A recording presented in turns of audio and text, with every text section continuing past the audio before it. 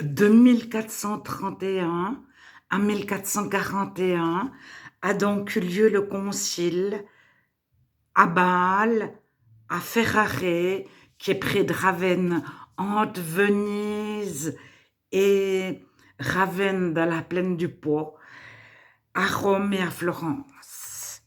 Alors, c'est un concile où le pape et le concile de Bâle sont l'un contre l'autre. Et c'est un petit peu là que le pape prend une position d'infaillibilité, bien que son infaillibilité ait été votée à Vatican I en 1870.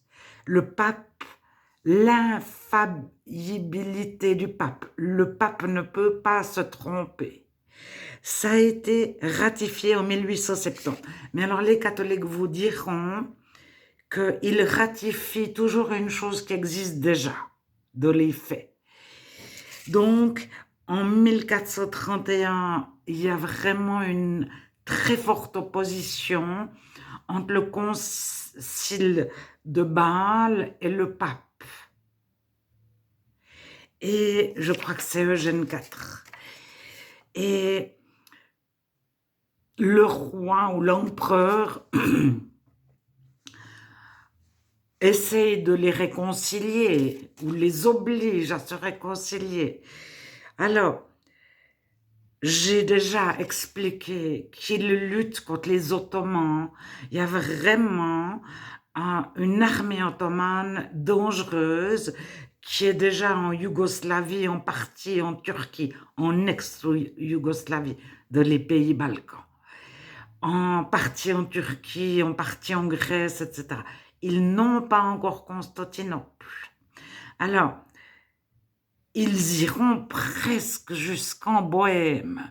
Donc, le pape a commencé par essayer de vaincre les chrétiens de Bohême, les lecteurs de la Bible, qui ne sont pas catholiques. Alors, en 1439, ceux qui suivaient Jean Hus, les Hussites, se rendront, je pense, à Florence ou à Bâle, je ne sais pas quelle ville, à ce concile, parce qu'il y avait eu tellement de morts, tellement de batailles, et certains se concilieront avec les catholiques. Alors, lorsque les lecteurs de la Bible sont disséminés, il en reste encore, la Bible est systématiquement détruite. Et l'Église catholique avait pour but de se réconcilier avec les orthodoxes, donc de Russie, de Grèce, etc. Je ne sais pas si les orthodoxes éthiopiens avaient aussi participé à la querelle du Filioque au schisme de 1054 entre l'Orient et l'Occident. Alors, je ne pense pas parce que les Éthiopiens, ils étaient séparés de notre continent par le Sahara. Donc, quand je dis éthiopien, aujourd'hui on parle d'Éthiopie, c'est un tout petit bout de l'Afrique. Mais à cette époque, c'est l'Afrique subsaharienne entière. En Afrique, il y a l'Égypte dans un petit coin, peut-être un peu la Libye, peut-être un peu la Nubie, et puis il y a l'Éthiopie qui est quasiment toute l'Afrique. Donc, à ce concile arrive le purgatoire. Avant ce concile, le purgatoire n'existe pas. C'est-à-dire, comme nous diront les catholiques, nous avons ratifié une croyance existante. Comme plusieurs croyaient au purgatoire, on l'a ratifié. Mais bon, le célibat des prêtres, personne n'y croyait auparavant, mais il est instauré à ce concile-là. Alors, le célibat des prêtres et la chasteté des moines sont deux choses différentes. La chasteté, c'est rester vierge, ne pas faire l'amour. Le célibat, c'est rester non marié, afin qu'il n'y ait pas d'héritier. Et c'est pour que le patrimoine de l'Église, donc ses possessions, parce que chaque prêtre et chaque curé, c'est son Église, elle lui appartient au niveau du commerce, je dirais. C'est comme si c'était sa maison et sa terre.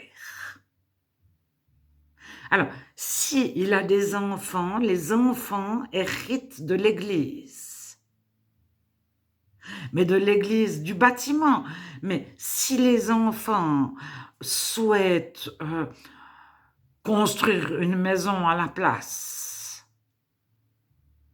ou bien mettre un théâtre de l'église, ou je ne sais pas,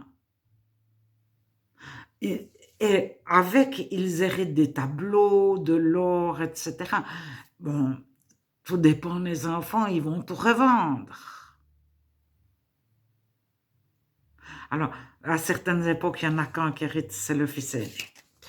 Et le deuxième devient curé officiellement, c'est-à-dire les familles, il y avait toujours, le premier avait une certaine fonction, le deuxième une certaine fonction.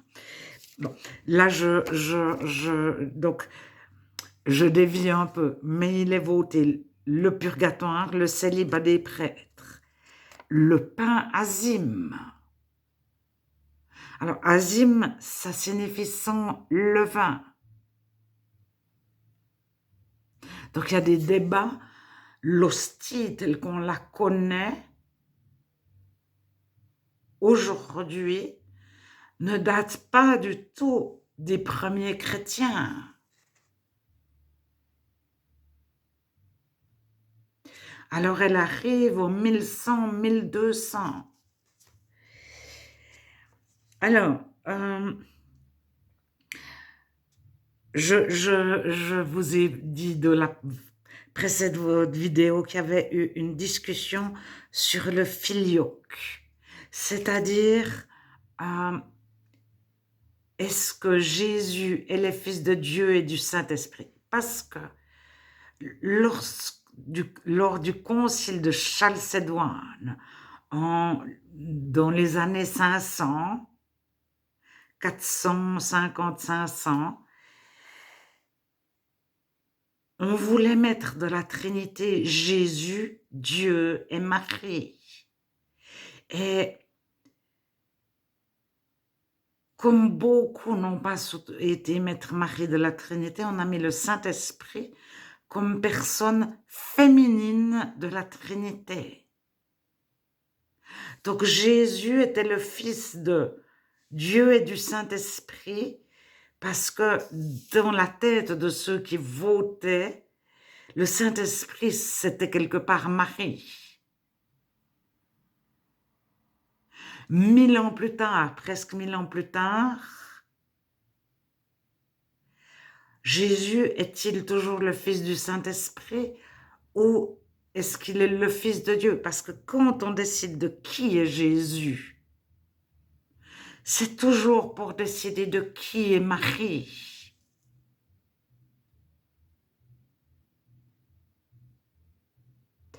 Et Marie, Mère de Dieu, c'est arrivé au concile de Chalcédoine en 450, 60, je ne sais plus. Mais auparavant, Marie est mère de Jésus, homme. Puis, comme Marie prend une telle place, les déesses mères prennent une telle place dans la culture,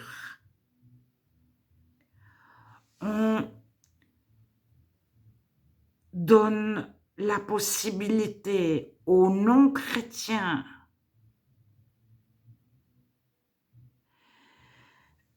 d'être en accord avec les chrétiens par un syncrétisme, par un mixte, par un mélange.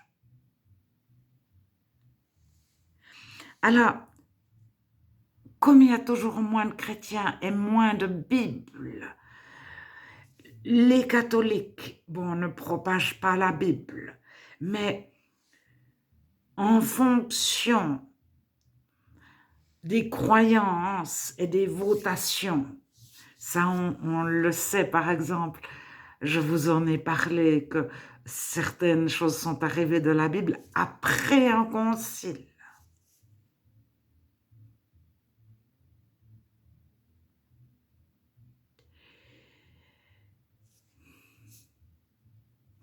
Et il y avait toujours deux Bibles sur terre. La Bible des empereurs et la Bible du petit peuple. La Bible des réels chrétiens qui recherchaient la vérité et la Bible des empereurs qui pensaient que la Bible était un conte, une hagiographie, qui voulaient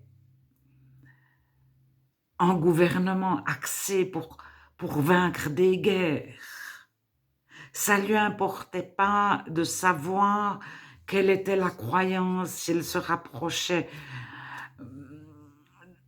si elle était juste ou fausse, qui était Dieu réellement.